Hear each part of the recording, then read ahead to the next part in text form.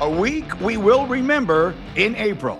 Mel Kiper and Field Yates are breaking down the signature performances from the biggest slate in college football so far. That's coming up. Plus, we're responding to your questions, your takes, and your draft dreams live as First Draft starts right now.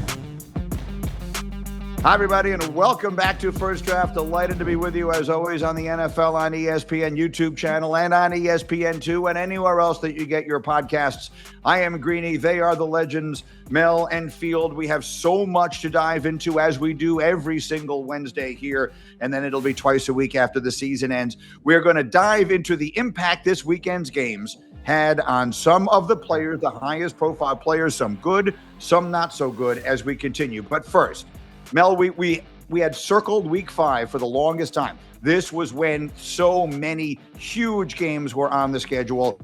Before we dive into the individual players, the weekend certainly lived up to the hype. What jumped out to you? What was the number one thing that stood out? It was the quarterback screening, and we had some really good, and we had some not so great. And I think that's what we're going to look at, because when you get quarterbacks on the same field, who looks like a franchise quarterback moving forward into the National Football League? Who has that it factor? Who has that look? And maybe who doesn't? So I think it was a great evaluation weekend Saturday and Saturday night for some of these quarterbacks that still have a lot of season to go if they aren't yet hitting their stride, and some that look like, hey, if I maintain that, and there's one in particular, if he maintains this level, you're looking at the number one pick in the NFL draft come late April, if he decides to come out early as a 20-year-old quarterback, right? He would be. Don't spoil it all, Mel. Talking about on draft day. Well, my big takeaway from the weekend is that I understand they were in a similar position last year and they ended up falling to Ohio State, but it's just a matter of time before Oregon is the king of college football, because Dan Lanning is one of my favorite football coaches at any level in the way that he gets his team ready for whatever environment he is walking into. The whiteout at Penn State, on paper, is one of the most difficult places for an opposing team to play. I got the sense watching Dan Lanning both before, after, and even during the game that guy was all about the whiteout environment. That was like fuel to the fire for Dan Lanning, and they are going to never have a hard time getting talented players into Oregon. They have buckets of money in this transfer portal and NIL world.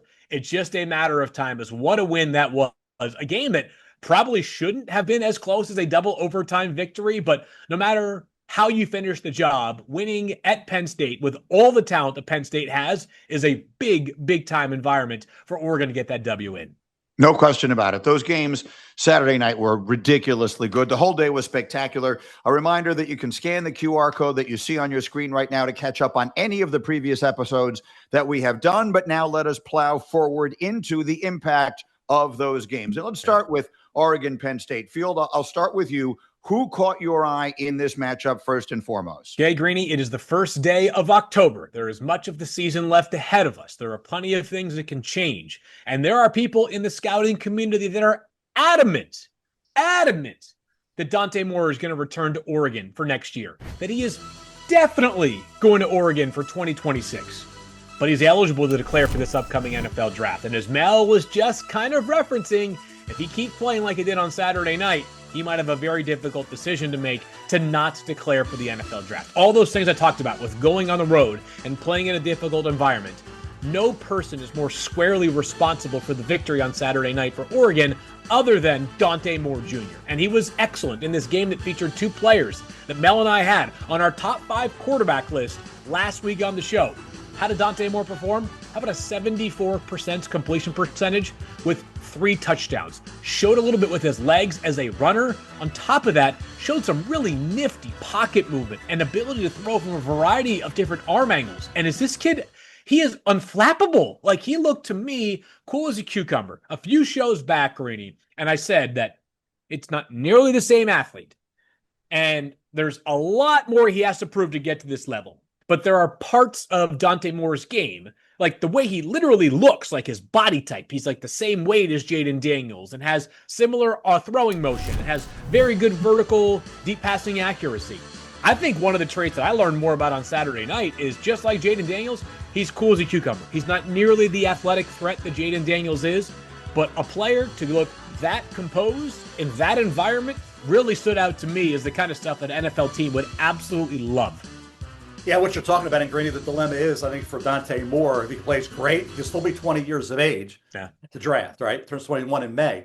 He's only going to have, after 5 starts at UCLA, not a full season until this year. So only 1 full season. That would get him, if they about move 20-ish, playoffs, right? to maybe 20. Maybe 20 starts, which would be not quite enough, but at least 20 starts. And he would have a decision to make based on, obviously, where he is at the end of the year. If he keeps playing like this, it's no brainer. He's going to be the number 1 player. When my big board comes out in a few weeks, it's going to be hard pressed to find another player that deserves to be number 1 on a board over Dante Moore. With that said, would another year help him? Maybe, as Field alluded to, they're going to have talent out there every year. Yeah, every year. Going to reload. They just reload, lose a ton of guys, get guys in. Okay, well, that mix will be as good as this mix. Who knows? But the talent will be there for Dante Moore. I just have to think, Field. And I know it'll be 20 only, but if he keeps playing like this, then it's going to be tough not to say, hey, I'm going to have to go into the NFL. Even though I might need another year, might benefit from it. If he keeps playing like this, and they're going to have some cupcakes coming up in the schedule, it's going to obviously have opportunities for him to just put up huge numbers and maybe get him out of there and not have him take some hits. But at the end of the day, what he looked like in that environment, to have that poise and that composure and to do what he did. I mean, they were looking at a loss. They were looking at blowing a 17-3 lead, which they did. Yeah, yes, they did. In overtime. Dan Lanning, the only one I criticize with Dan is 17-3 is not, the game's not over at 17-3 early fourth quarter. It looked like he thought once we got to 17-3, it's over. It wasn't over. And I give Penn State a lot of credit for battling back. And Drew Allar a lot of credit. Yeah. Drew Allar didn't look like Dante Moore, but he did show some moxie. And that team did as well, some fight for James Franklin. So I look at Dante Moore. He was the story of the day, really. Dante Moore's performance at that whiteout left me Saturday night into Sunday thinking, boy, this guy screams number 1 overall pick when we're in Pittsburgh in late April. Yeah, last thing I'll say, Greeny, on this. I think all of us probably know this, but sometimes I think fans feel as though we twist in the wind too much, right? Like 1 week, this guy's that. Next week, this guy's that. It's sort of like a stock market with these quarterbacks, right? You can be up, you can be down. So the October 1st stock market report suggests that through the first 5 weeks of the college football season, the player who has put together the most complete resume to be the number 1 overall pick in the draft is either, I believe, Dante Moore or John Mateer. Mateer, of course, out right now because of that recent surgery he had to his thumb or his wrist. But Dante Moore certainly had a signature performance, and that's important. We'll talk more about signature performances. I have a very specific point I want to make a little bit later on in the show. So we have a social media post here. And again, please post any questions, thoughts, whatever that may be on Twitter X or wherever it is you like. We love to see them. Use the hashtag First Draft. We have a post here from Achilles Smith. Yeah. Is this the Achilles Smith? Do we know that that's right. The Achilles Smith. It is the Achilles Smith. Yep. All right. Once upon a time, Mel, the 3rd pick in the draft from Oregon. And here he is watching the Oregon quarterback. Fun player he was to watch, huh? He tweeted, Dante Moore has to be the number 1 quarterback on the NFL board. He's exactly what they're looking for. So everyone, I think, came away with the same conclusion. Yeah. Now we get to the flip side of that game. And I'm about to pay you guys the most significant compliment I can. You have a hard job. I'm just a host. I don't have to analyze these guys, and I don't have to offer opinions. It breaks my heart. It would be so hard for me to say on the air what I was thinking while I was watching that game. But on the other side, I felt like, I'll just say it. I felt like I was watching one guy climb up a board, and I felt like I was watching the other guy slide backwards down a mountain. And while I know that Drew Allar had a good 4th quarter and kind of brought them back, and they almost pulled off an improbable win, you don't have to be Mel Kiper and Field Yates to know he didn't help himself that night. So, Field, let's get to him. What are the right things to say about him after that performance? Greeny, we've talked about Drew a couple of times so far this season. And when we came into the year, my question was, is Drew going to put it all together? Right. And then we were talking more recently, watching him against Villanova, missing throws. And you're like, Villanova, is he like not engaged enough because they're going to trample Villanova by 40 points or something? The answer is no. Like, I think he was locked in. He just wasn't playing well. And as we get into the final season of Drew Allar's career and the final 2/3 of his final season of his college career, I believe personally we're still looking for like that signature dominant moment. Maybe there's been a couple of them, but not enough of them. He feels like the whole is less than the sum of the parts, right? 6'5", 225 pounds, cannon arm, has some good mobility, has these flashes. But then you don't see it put it all together all that frequently, right? And the NFL is the ultimate traits over production league, right? We have seen quarterbacks with far thinner resumes than Drew Allar get drafted really, really high, right? I keep using Anthony Richardson for right now, but like, it's not that Drew doesn't have a lot of tape on him. It's just as you're making this investment that could potentially change your franchise for a decade if it goes well, I'd like a little more certainty than what Drew Allar has put together over all of these seasons at Penn State. It was a great opportunity on Saturday night. If they come back and win that game, maybe this conversation is flipped. Drew Allar orchestrates a 14-point comeback against a top 5 team in the country, and they end up winning in double overtime. Instead, not. Gets picked off in a remarkable play late by Dylan Thieneman. And Mel, I feel like a little cold when I think about like the actual idea of Drew Allar being one of the first 3 to 5 picks in the draft at this exact juncture. Everything's set up going into this year for Drew Allar and Penn State, as I thought in August, to win a national title. It's still in their grasp. They're not out of it. Ohio State lost to Oregon and lost to Michigan, still won a national title. With that said, when you have 3 new receivers that you thought would get separation, something maybe the guys last year didn't, you had Tyler Warren as your only key guy to throw to, but you had a couple tight ends you thought would maybe make up that production difference. The offensive line went, as they said, 7, 8, 9 deep, and they had 2 running backs that came back to help Drew Allar win a national title and go on to be high draft picks. For Drew Allar, you mentioned the Villanova game. There's been games throughout his career, and he's got a ton of starts. So this is a guy with more experience than any quarterback. Could have come out last year. Decided to go back to win a national title. You look at him, and when everything's working, everything's tied together, he can make throws that you say, boy, that's an NFL throw. That's an NFL quarterback. A couple series later or a series later, it's a throw that'll say, what? Not precise. Yeah. The guy might have caught it, but he had to go through hoops of how to get that ball. And it wasn't in stride. It wasn't the precise throw you need. We talk about what has to happen in the NFL. You have to play at a consistently high level in the NFL. He's not doing it in college. Yeah. So that's even against a lesser opponent, a 1AA opponent in Villanova. So for me, Drew Allar's not there yet. Will he even things out and become that consistently high-level quarterback moving forward? We'll see. The Ohio State game's coming up, right? That's an opportunity for him against the Buckeyes. So we'll see how it goes. I'm not going to say all of a sudden it's moving way down the board, but now the arrow is pointing down. And did he look like an NFL franchise quarterback? I could get anybody that just is a casual observer of college football says, no. Yeah, if you're going to bet on the traits and say, is he an LT or he looks the part? Yeah. But does he play like a franchise quarterback moving forward, even in college? No. Dante Moore did. Drew Allar did not. Agreed on that.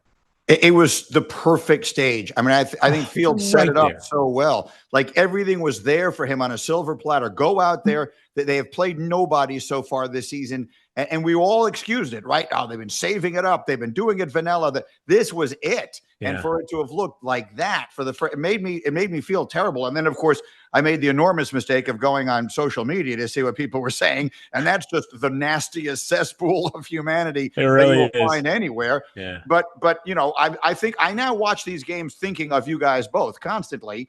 And so I think there was no other way to come out of that game feeling besides that was a huge miss. Greeny, I go into everything. You say, what are you going? I've kind of changed over the years and really maybe over the last year or two to say it's got to be a grand slam or a home run. Yeah. It's got to be now in the NFL. The days of the double single are over. So everybody's looking for that, swinging for the fences, right? That's what they do in baseball now. Okay, not playing small ball, they're swinging for the fences. Dante Moore is a grand slam potentially in the eyes, I think, of the NFL brass, right? They're looking at that. The other guys maybe singles, doubles. And we got to figure Mateer could have been in that home run category. We'll see what he is coming back off the injury. He doesn't have a ton of starts either. So maybe he needs another year. We'll see on that. But the bottom line is all this weekend was wrapped up in one player, and that's Dante Moore. That's the bottom line with that 6 exclamation points. Let me ask you one more question on him before I move on, because there is what, Mel, you have, and I agree with it, talked so much about the correlation between the number of games that you start and going on. It's not an original thought. I mean, it's something that people talk about, and it's becoming more and more obvious and pronounced. If someone is going to be the first pick in the draft, what is the argument for them to stay? You know what I mean? Like, you will ultimately have a better career. We can't prove that. And you can't improve from being the number one pick in the draft. So as I was hearing you say, he would probably, if he were to call me, I would say, no, the numbers say don't come out no matter what happens. Yeah. But if someone else says to him, you're going to be the first pick in the draft, there's no smaller number than that. There's no, you can't improve anything in your stock going forward. How would someone convince, or how would someone argue that he shouldn't just go? Call Peyton Manning. I'd say call Peyton. Get Peyton. That's true. Yeah, because that's what he was staring at the same thing. So I think it's different ways of looking at it. Playing more in college and enjoying that, because once you're in the NFL, you're never going back to college. You're going to play until you're 40, 45 in the NFL, maybe, right? But in college, once it's over, it's over. So just enjoy those great years of college football and use that to say, and I get back to, when you go into the NFL, you see it now. These guys are playing. And they're being expected to be playing very well. And certainly by year 2 to be the guy, you got to be prepared for that. In so many ways, September, we have learned, can be a liar also, because it just jumped into my head, and as Field, we turn our attention to Alabama, Georgia, that a year ago today, in our first, and when we taped First Draft after the Alabama-Georgia game, we were talking about Jalen Milroe playing his way into being the number one pick in the draft. And it fell completely off a mountain from that point forward, and we saw what happened. So with that as the backdrop, what do we say about the quarterback out of Alabama a year later, Field? I think I just want to start by acknowledging Ty Simpson. Like, that's as far as I want to go at this point, because we haven't really talked about him. Remember last episode, we were talking about 9 quarterbacks. Ty Simpson is a 4th-year player at Alabama, but he still has eligibility because he's hardly played up to this point. That was an enormous win for Alabama this past Saturday night. Not that it doesn't matter to every team whether you win or lose.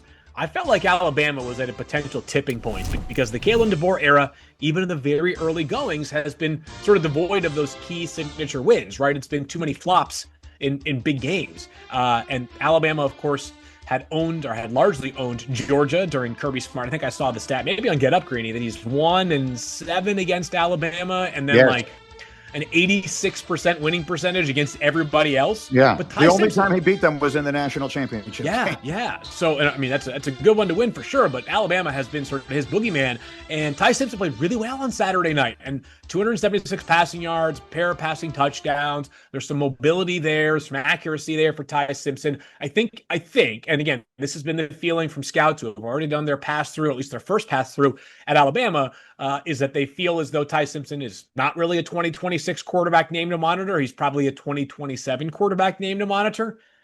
But with some players trending down, some players trending up who might elect to stay, I just think it's important to acknowledge some of these names who are eligible by the letter of the law, who could potentially make some noise if they keep playing like they are. And Ty Simpson has shown some stuff over the past few weeks to me. Yeah, I mean, go back to Mac Jones, was a mid-first round pick with the 15th player taken. So this kid can move. Ty Simpson can move.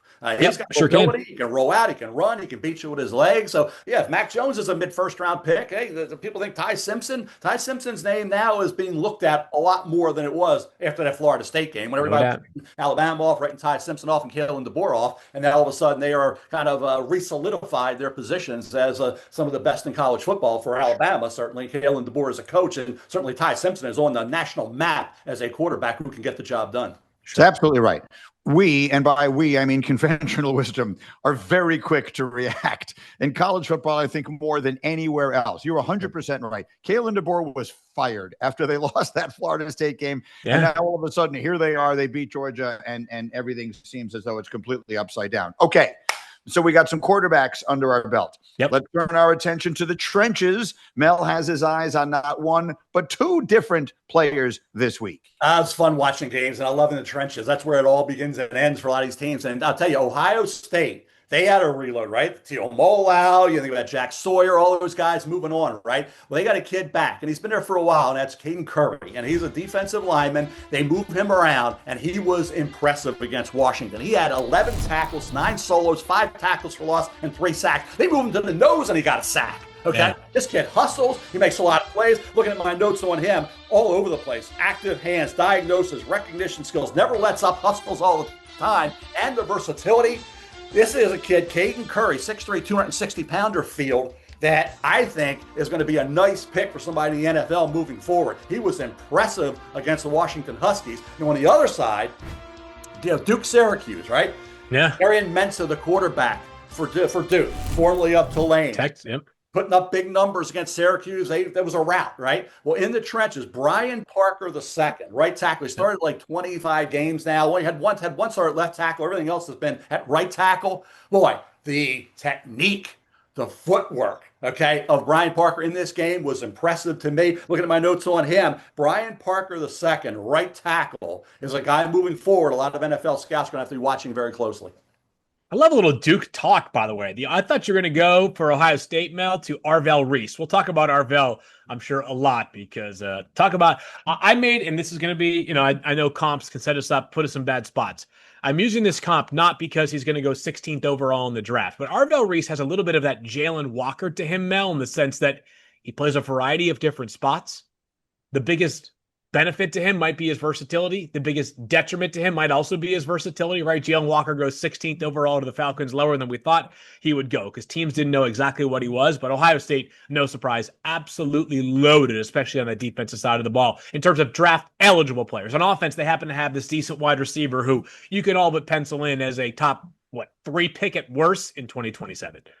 All right, on we go with more incredibly important performances from what was college football's signature weekend of the season. So far, I have a post here from Paxton Peterson who says, "Hey, Jordyn, Tyson, get ready to learn Baltimore." Talk to me about the Arizona State receiver field. I think he has got a shot to be wide receiver 1 by the time it's all said and done, which that's not much of me going out there on a limb, right, Mel? Because it's not, this isn't 2 years ago where we thought it was pretty clear the top 3 receivers were Marvin Harrison Jr. and Malik Neighbors and Rome Odunze.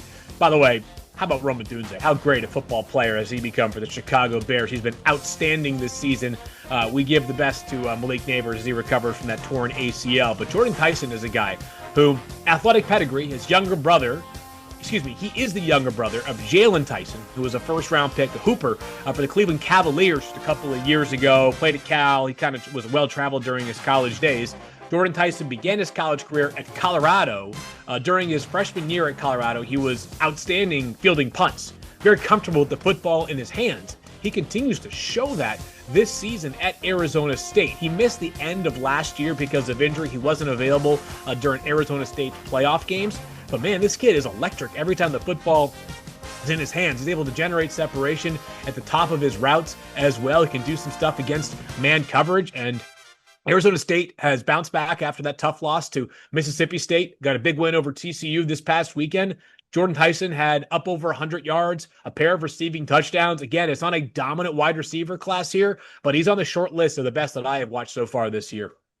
Yeah, I have a note of next to a receiver. And Tyson, I love the energy. I love the attitude, the toughness he showed. And then coming back with Sam Levitt, who some rough moments, but hey, when he needs to make plays, bringing his team back, he's been able to do it. But there's a receiver who's playing Saturday, and I just put a note, I want him on my team. Okay, who do you got? I want him on my team, and that's Makai Lemon from Oh, USC. Baby. Yeah. We talked about him the previous week. I highlighted him. We talked about the return ability, but this kid attacks the football when it's in the air. He is so easy. Everything seems so just not everything comes so easily to Makai Lemon. It's just like he's a natural.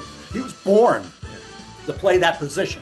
And catching the football is like a shortstop that just makes plays every which way. Goes into the hole, goes behind second base, goes everything. He's making the jump throws. He's doing everything. This kid as a receiver with the ball in his hands, where he attacks the ball and then he attacks defenders trying to tackle him, and he's got the return ability. Field, I don't know if there's a football player, and I always try not to overstate things, but normally I tend to do that. But I will say this, Makai Lemon may be one of the best pure football players I've seen this year.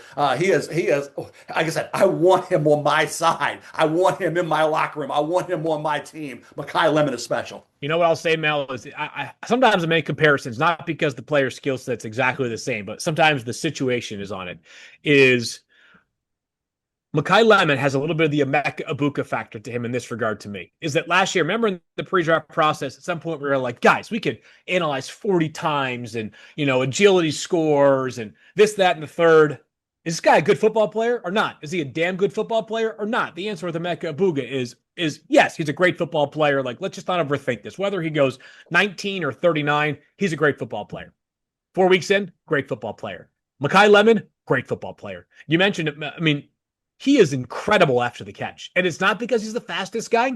Sometimes being good after the catch is having like instincts, vision, sensibility about you, right? And it feels like Makai Lemon's one of those guys that every time the ball is in his hands, he just kind of knows exactly what path he wants to take. I bet he'd be good in a corn maze right now, finding his way through one side to the other because he's just got incredible vision. And even if he's not a 4.3 40 type of guy, he just always seems to make big plays with the ball in his hands. I will also say this. He has a superstar's name, right? Like, oh, yeah. Makai Lemon just sounds like a star, doesn't he? You got to be, if your name is Makai Lemon, you're going to be a superstar in the NFL. Jackson Dart, right, Greeny? Jackson Dart. Like, there are names like that. Mike Greenberg was never going to be a great football player. I'll tell you that right now. Neither was Mel Kiper Jr. We could have run a faster 40 time than Xavier Worthy. We could have benched more than anybody. I would not draft Mike Greenberg. I just wouldn't do it. I thought Mike Green did well to get himself drafted last year. He was close enough to my name. Makai Lemon is the name of an NFL star. Okay, yeah. I digress. Now let's go. So I'm in my I think I've told you guys that we have the NFL Sunday Countdown meeting on Saturday evening. And so we've got LSU Ole Miss on the TVs distracting us from the work that we're otherwise supposed to be doing. And that turned out to be an unbelievably good game and everything else. And Garrett Nussmeier continues to be a topic of conversation everywhere. It certainly was in that room that day. And I heard some comments from Brian Kelly after the game in which he directly said Garrett Nussmeier has to play better. And then he softened it. He said, we all need to play better on offense and all of that. But that's, when the coach says that, now there you are. So, Field, what do we say about Garrett Nussmeier today? All right, so let's just talk, before we get specific about this past weekend's game, let's just talk about Garrett Nussmeier, what he brings to the table. So does he have elite size? No. Is he particularly athletic? No. He's going to be 24 during the draft. Oh, by the way, Brian Kelly has already revealed that he has chronic patella tendon issues, right? So, like, that's a red flag, right? We overanalyze, or at least we analyze health very specifically on players. We saw Jahad Campbell slip to 31 this past year, and he was like the 12th ranked player on my board or something when he before that labrum surgery took place. So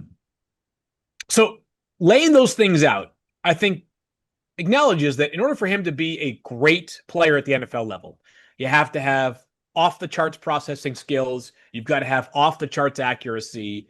You have to be completely turnover free. And Garrett Nussmeier has not been that so far this year. There's been some good stuff for sure. It was a big opening weekend win for them over Clemson. And you see some of the anticipation throws, some of the area throws he makes. Sometimes the accuracy is good. He has football pedigree. He's the son of a coach. I'm sure his intellect, I know his intellect is very strong. The skill set, though, has not been where it needs to be to justify a player going high in the draft. And this past weekend, that's a very disappointing performance. People are calling for him to maybe be benched. It created way more questions than answers, Mel. Yeah, Garrett Nussmeier, the rebuilt offensive line, adjusting the new receivers. You give guys the benefit of the doubt early on, and he was pressured. And certainly, Garrett Nussmeier, you're right. He doesn't have something you can hang your hat on and say that's elite in this area. It was supposed to be the fact that, hey, he can spin it, he can make throws and what have you. When you watched him, and I go to Drew Allar, and I kind of tie those two together, do you see franchise NFL quarterback? Yep. Do you see that? I don't right now. And that's the thing where you talk about the first round of the NFL draft and what we need to see, and even guys in the second round, whatever, and there's very few of those. Some guys drop in the second, and some have in the past. Some have even dropped even further. But do you see first-round quarterback, franchise quarterback? Because if you're taking a guy that high, that's what you have to see in college. And right now, with Garrett Nussmeier, you don't. Now, he's going to have opportunities moving forward to get better. We'll see what happens there. But there's some quarterbacks that certainly, like we said, that are – and they're not that many. This has been an underwhelming quarterback group from what we thought in August to what it is now. Okay, and we'll have to see what Fernando Mendoza does moving forward, and other guys in that mix as well. Kate Klubnik has had their struggles at Clemson. Yep. We know about Nico at UCLA with the talent, but the team around him, they may not win a game. We'll see what happens there. End of the day, this is a quarterback that still has a chance to recover, but right now I would say no. Franchise quarterback, Yeah. Another example of how this thing is so it's crazy. a stock market, right? After he beat Cade Klubnik, I remember Orlovsky on Get Up, and this is not meant to knock Orlovsky. Dan was like, look how pro ready he looks, in command, all that kind of stuff. And then it goes to show you that these things just change so much. Great. I'll replay what I said, repeat it. Consistently high level. You can't have ups and downs in college. Yeah. You've got to be steady as it goes. And in order to be that guy. Now, it doesn't mean you're not going to come into the NFL as a third-round pick and be a starting quarterback that you can win with. Doesn't mean that. But we're talking about assessing these guys for where they're going to go. To be that elite guy, you have to play at that level in college to even think you got a chance to do it in the NFL. Absolutely. Okay, that same game, Mel, you had your eye on another player, and that was the tight end at Ole Miss. Dae'Quan Wright at Ole Miss. And this kid was at Virginia Tech catching passes for 2 years, and now he's at Ole Miss, and he's become a key guy. There were 2 fourth-down catches that he made that were critical in that football game. One was thrown way behind him. He had a one-handed to bring that one in. Then he sealed the game late, right? That other catch was when he had closed. LSU did the 17-13. He made that big fourth-down catch. Then he made the big catch to seal it late. The one area he's had big catches. He's had catches of over 26 yards in 4 games. So he's been a threat down the field, run after catch. What he needs to work on is blocking. For his size, he needs to be a better blocker and have a more consistent blocker and work on that aspect of his game moving forward. That's a pass-catching option. For in this game, Trinidad Chambliss. Dae'Quan Wright has come up huge for Ole Miss and Lane Kiffin this year. Okay, and then we always enjoy on Thursday nights watching Ryan Fitzpatrick, quarterbacking, if you will. I guess Carissa quarterbacks, but they're on that panel that Amazon has in the pregame show before the Thursday night games that they do every single week. And there's never been a time ever that I've heard Ryan Fitzpatrick referred to in which someone didn't say, and he went to Harvard. Yeah. He's not a former NFL quarterback. He is a former Harvard quarterback who played in the NFL. And soon enough, Mel, you think it's possible he won't be alone. Now, Jaden Craig is an impressive kid. You watch him, we come back to being able to spin it. He can throw the football. And when he's moving, he's looking to throw the ball, not run. And when he rolls, he's looking. And tight window throws, he's making those. Against Brown this past week, he's 24-31 for 300-plus yards. Completed passes to 8 different receivers, 4 touchdowns, no picks. It's the Ivy League, I get it. But when you watch him, and I'd say when you watch a quarterback, whether it's any level, whether it's LSU, Penn State, or Harvard, what do they look like? Does this look like, we talk about, does he look like a franchise quarterback? With a Harvard quarterback, what I'm looking at and saying, when I'm watching him, does he look like a guy who could be a Power 4 quarterback? Could he have played in the Big Ten and the SEC and been a really good starting quarterback? Not just a guy at the Ivy League level at Harvard. Jaden Craig could have been that guy. Jaden Craig processes, he's accurate, and those tight window throws, he makes them. And he sees the field. Accuracy and seeing the field is so critical, and he does that. Now, the postseason All-Star games, hopefully down in Mobile fielding when you're down there. Hopefully he's down there for the Senior Bowl, East-West. We'll see where he is. I don't know where he's going to go postseason All-Star game-wise. That's where a lot of NFL people see guys for the first time. I'm a big Shepherd guy. We got kind of Calvert Hall connection to Shepherd. Where did Tyson Bagent play? Played at Shepherd. Was he at the Senior Bowl field? Okay, Tyson got that chance. Now, he's so went undrafted. Crazily went undrafted. Should have been drafted, but went undrafted. Jaden Craig, I don't know if he's going to go late or undrafted, but that postseason All-Star game setting, hopefully it's a Senior Bowl, will go a long way in determining where he goes in the draft. But right now, early returns, remember they only played 2 games, Stetson and Brown. Jaden Craig looks like a guy, could have played any Power 4 school, Big Ten, SEC, and been a really good one. I like what I've seen so far of him, and I think the NFL eyes are going to be on him moving forward because this kid seems like he has that NFL arm and he has that it factor at the quarterback position. I think Mel should deliver his invite to whichever bowl game he gets invited to. I know Mel's not a big fan of flights, but, Mel, take a train up to Boston this time of the year. You get the foliage. You can hand the invite over to Jaden Craig yourself. Love it. Be right up there. I'd like to see you in Harvard Yard, right out there. That would be. Look, as one who hosts the draft, boy, would I love that. To have a Harvard quarterback in the mix would be great fun in so many different ways. Okay, last one. We want to finish the show with a bang, and that's probably a pretty good way to describe the last player we talk about this week. And he is the return man extraordinaire from Texas A&M. Mel. KC Concepcion, okay? I look at this kid when he was at NC State. He was their second leading rusher a few years ago, right? This guy jet sweeps, reverses, get the ball in his hands. I'll tell you what, he's elusive and he breaks tackles. He had an 8-yard punt return this year, punt returner supreme. This kid, I'm impressed, Field. I was impressed at NC State because right away when he came to the Wolfpack, he looked like a guy could be big time, and he was. Now at Texas A&M, he's getting it done at a high level. KC Concepcion, when you have the return skills and you have the toughness, okay? I see him blocking, doing things there, and not getting flagged for a penalty, but actually blocking and getting it done in that regard. KC Concepcion's an impressive football player for the Aggies so far this year, Field. Mel, I like it. A player I got to add to my list. That's what you're telling me. Mm-hmm. And then just before we finish it up here, I know you had a note. Yeah, you had a note on Purdue, Field, that I thought, and Purdue's recruiting that I think is interesting and worth noting. The Purdue recruiting coordinator deserves a raise. He might be the best at his job of anybody in the country. Unfortunately for Purdue, they can't keep the players. That's the world that we live in with NIL. But could we talk about some of the guys that are making a mark after beginning their college career at Purdue? Nick Scorton, the second-round pick of the Carolina Panthers this past year, at one point was at Purdue and led the Big Ten in sacks before going to Texas A&M.